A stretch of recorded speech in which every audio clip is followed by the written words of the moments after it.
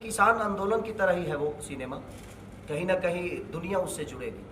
और प्रदीप भैया ने बहुत खर्चा किया उस सिनेमा को बनाने में। जो भी ज़रूरत की चीज़ें हुई, हमें कभी ये नहीं महसूस होने दिया कि हाँ ये नहीं होना चाहिए, ये लोकेशन पे अगर आपका शूट नहीं हो रहा है और ये लोकेशन सिनेमा के लिए अच्छा नहीं है, तो इन्होंने बोला और महंगा अगर लोकेशन हो तो आप करिए, सिनेमा अच्छा बनाइए। क्योंकि कब तक आ रही है? रिलीजिंग डेट तो अभी शायद नहीं आया है, अप्रैल में रिलीज होगी वो, इस महीने के बाद। किसान आंदोलन को समर्थन कर रही है ये?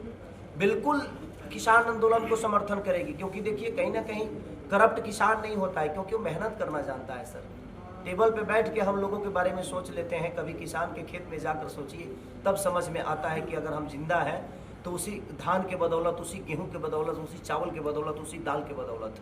क्योंकि हमारे पास अरबों, चाहे अडानी हो, चाहे अंबानी हो, चाहे दुनिया का कोई भी अरबपति आदमी हो, ये दिमाग में रख लीजिए कि पैसे खाना होना तो शायद आप एक दिन जिंदा नहीं रहेंगे, लेकिन अन्न अगर मिले तो शायद आप आजीवन जिंदा रह सकते हैं। तो मेरे कहने का मतलब जे किसान को उसके हक की चीज़ मिलनी चाहिए, और वही कहानी हम लोगों ने लिट्टी चोखा में पिरोया है।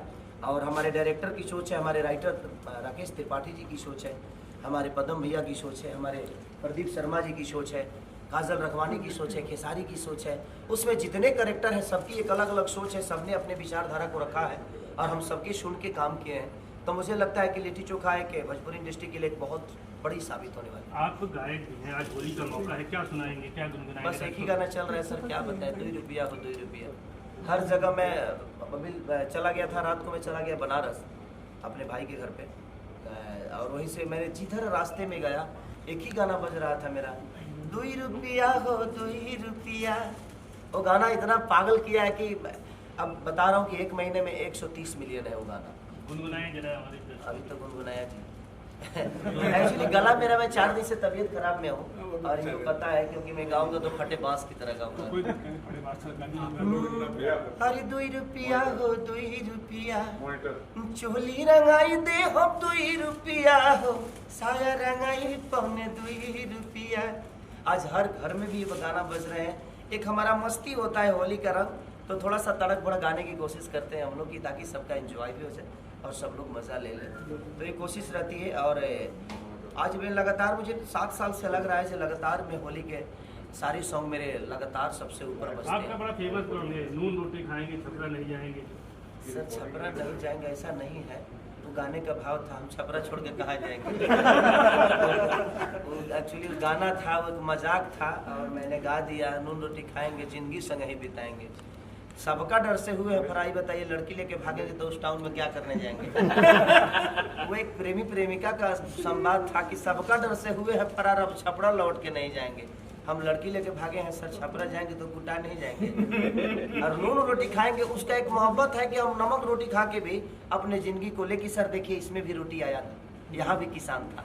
नमक की बात आए तो वहाँ भी किसान है। हमारे जीवन के अगर देखा जाए तो सबसे बड़ा कोई हीरो है तो सर किसान ही है। जय जवान जय किसान। देखिए हमारे देश की भी रक्षा अगर हमारा जवान करता है तो कहीं ना कहीं अन्न खा के ही करता है। तो मुझे लगता है कि अगर देखा जाए तो सर्वोपरि अगर माना जाए तो हमें किसान को मानना चाहिए, क्योंकि किसान अगर नहीं होता तो हमारे जीवन में कोई भी बड़ा आदमी चांद पे भी जो जाता है वो रोटी खा के ही जाता है। तो हम दुनिया की कोई भी मिशन अगर तय करते हैं तो रोटी खा के ही, चावल खा के ही तय करते हैं। इसीलिए हमारे जीवन में किसान की उपलब्धि सबसे ऊपर होनी चाहिए। खेसारी लाल स्टार पर्दे का हो सकता है सर, लेकिन मुझे लगता है कि रियल जिंदगी में अगर कोई स्टार है और स्टारडम है तो वो किसानों का है, क्योंकि उनके बदौलत ही मैं आज कुछ बोल रहा हूँ। अभी 4 रोटी खा के आया तो आवाज़ निकल रही है सर, रोटी नहीं खाता तो मैं भी लड़वा के ही बोलता। तो किसानों को लेकर के आप बहुत मतलब एक तरीके से दुश्मन है सरकार, क्या लगता है सरकार नहीं सुन रही है, क्या कहें? देखिए सर, सरकार की बातें तो मैं नहीं जानता, क्योंकि मैं सरकार में नहीं हूँ। मैं सरकार, जिस तरह सरकार मेरे से है मैं उससे नहीं हूँ। तो मुझे ऐसा लगता है कि सरकार को इस पहलू पे काम करना चाहिए, जब उनके सामने थाली में रोटी आती है ना, तो सरकार के हर आदमी खाता है सर, चाहे वो मुख्यमंत्री हो, चाहे प्रधानमंत्री हो, चाहे गृह मंत्री हो, और चाहे कोई भी मंत्री हो। सर मैं पढ़ा लिखा कम हूँ इसलिए कम मंत्रियों का नाम जानता हूँ। तो मुझे ऐसा लगता है कि जब सामने थाली में रोटी आती है ना, तो एक बार उनको, उन किसानों की तरफ देखना चाहिए सर, कि वो किस दर्द से हमारे थाली में वो 2 रोटी देने का काम किया है।